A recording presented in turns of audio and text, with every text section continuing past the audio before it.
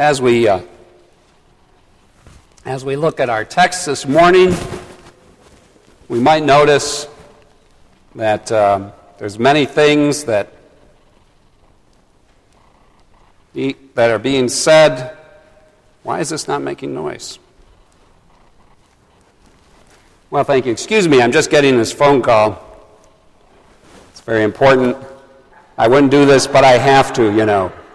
Yes, got it. Okay, thank you. Now, isn't that annoying?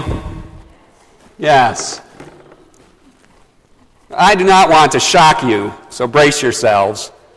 But there are people who come to worship on Sunday morning and leave their cell phones turned on. No. I know. It's hard to believe. There are teenagers who come to worship and text each other during the service.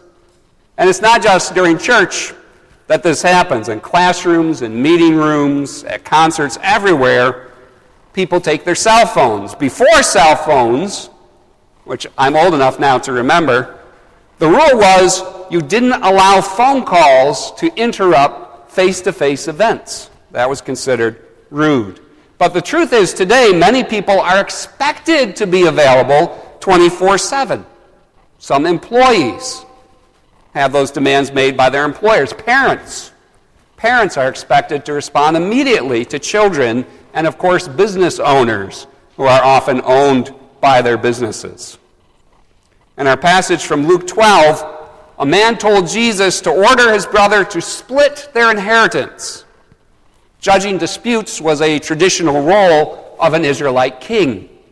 But Jesus replied, "Friend, who crowned me judge over you?" And then told the story of a man who worked hard for many, many years until he had so much harvest he needed 2 barns to hold it all.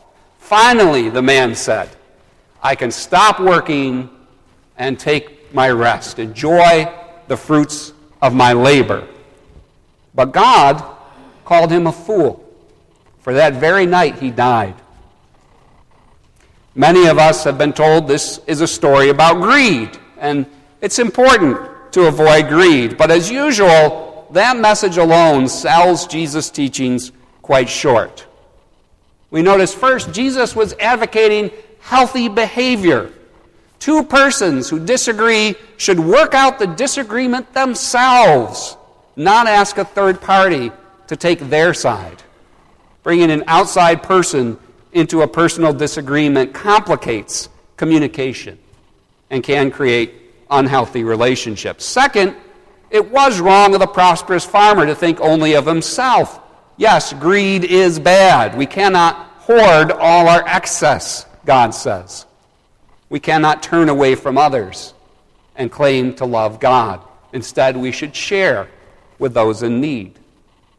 But this lesson is about much more than just greed. It is an illustration of how hard we can strive, spend all our time, every free moment, every microjoule of energy working, and miss the truly important things, the things of God. Jesus consistently tells us, slow down. Working and striving faster and faster is not God's purpose for us. And we may just end up destroying that most important relationship of all, the one with our loving God. For what does it profit a man, Jesus asks, to gain the whole world and forfeit his soul? There is a direct, positive relationship between the amount of time we spend in quiet each day and the amount of serenity we know in our lives. And my impression is many people today do not spend regular time in prayer or contemplation. And the incredible part is, it is not as if people want to be as busy as they are. Look at families today. Parents and children especially are tired of the constant rushing. Who would want to wake up to the alarm and make the breakfast, to get ourselves ready and drive the kids to school and rush to work and do the tasks of the other 2 people who were laid off last year, then race back to school to pick up the kids from practice, rush home to make dinner, eat on the run, get out the door, and go to the game, to cheer for your children, to drive them back home, to clean up the kitchen, to sit back in front of the TV and fall asleep, to get up tomorrow and do it again. Who would want that? Don't you just want to stop? Today, many people actually believe they are too busy for God. They look at worship and participation in a faith community as something they will do later when they have more time. And because this is what they see around them, many children believe they must also be constantly doing something, whether it's Snapchatting or catching Pokemon. Yet we know that lives lacking quiet spaces are less healthy lives in every way. So as a Christian community, it's our role to dispel the harmful myths of this age. We can reassure parents. Priorities determine behavior. No one else makes your family schedule. You have that choice. Resist the pressure to enroll your children in all-consuming activities. Running the college race at full speed can only hurt your children, not help them. Teenagers and children should be encouraged to learn to sit and listen, lest they miss the most important things in life, because the most important things take time to understand and know. Schools that punish teachers who are not interactive enough. Movies based entirely on computer-generated effects. 30-second sound bites. 10-minute sermons. They should be longer. Advertising campaigns that leap out of the screen all give the impression that it is normal to be in constant motion, that there is no greater meaning to our existence, as if we were created for constant activity rather than to be.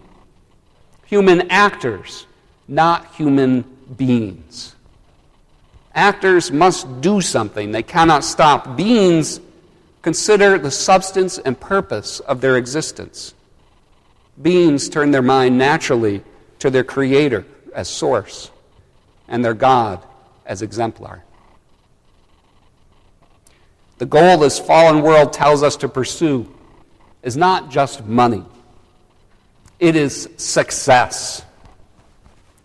Consider Mother Teresa, who not only took a vow of poverty, but lived in the crowded city of Calcutta, right next to one of the world's worst slums. She is widely praised, as she should be. Or this man, the Reverend Dr. Martin Luther King Jr.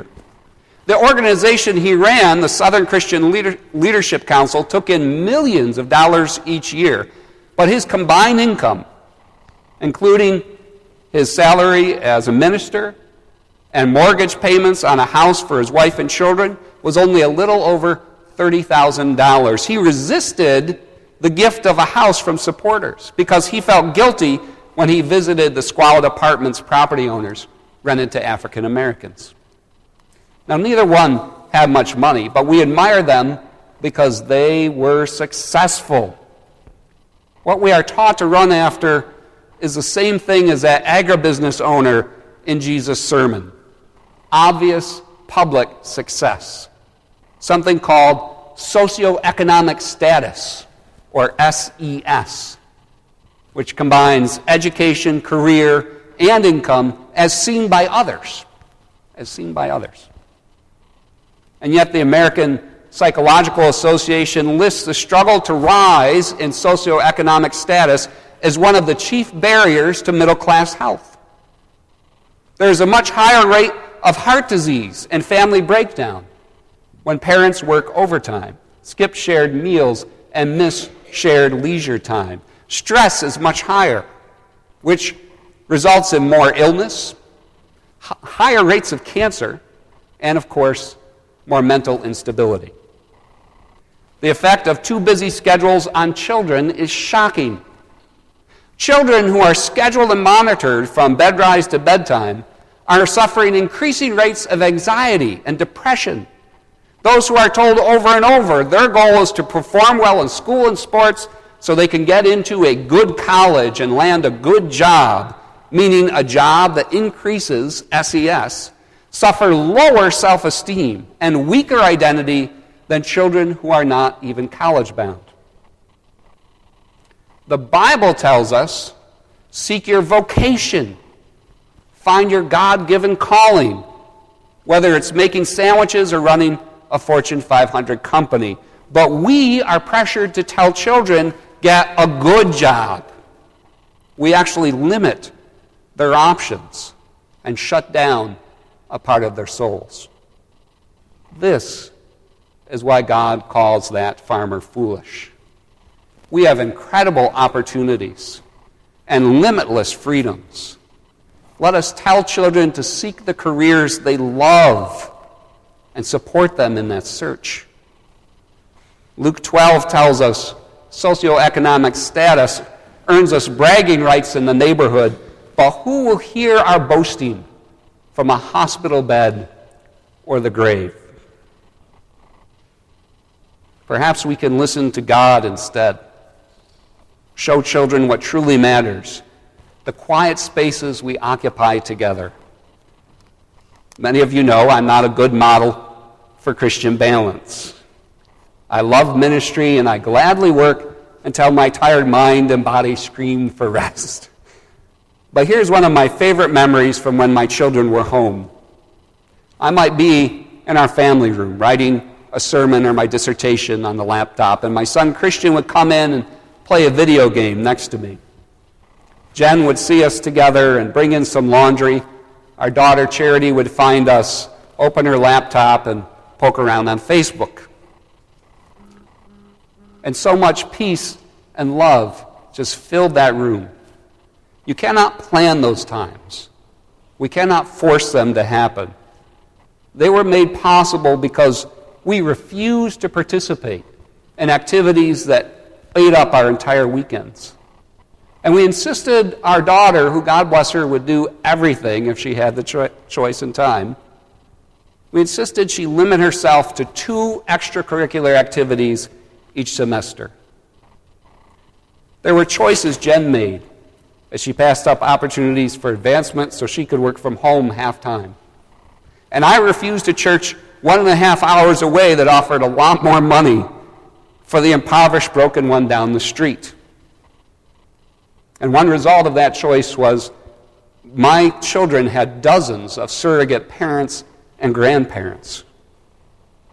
And the last time I told my daughter that one of the church members died, she cried. You can't buy that positive influence. You can't make it happen. No amount of socioeconomic status will give those kinds of things to our children. But you know, when we follow God, those blessings often come. What this world seems to need more than anything else is Christian leadership. Christian leadership does not care about popularity. Christian leaders do not gather behind closed doors and decide what to tell others to do. Christian leaders identify things that harm our communities and our nation, and they strive to be a living example of a better way. They do not change things through argument, but through the way they live their lives. They are the first to embrace healthy practice and the first to comfort those hurt by harmful forces.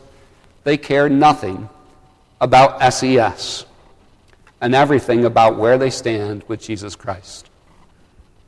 And that is why the successful man in Luke 12 is a fool in God's eyes. He listened to those around him first, and he got everything backwards. So let us not just avoid his fate. Let us be those whose inner lives, whose family lives, whose community lives are so rich and so obviously blessed, so overflowing with peace and joy, that others are drawn in and learn God's way too. Amen.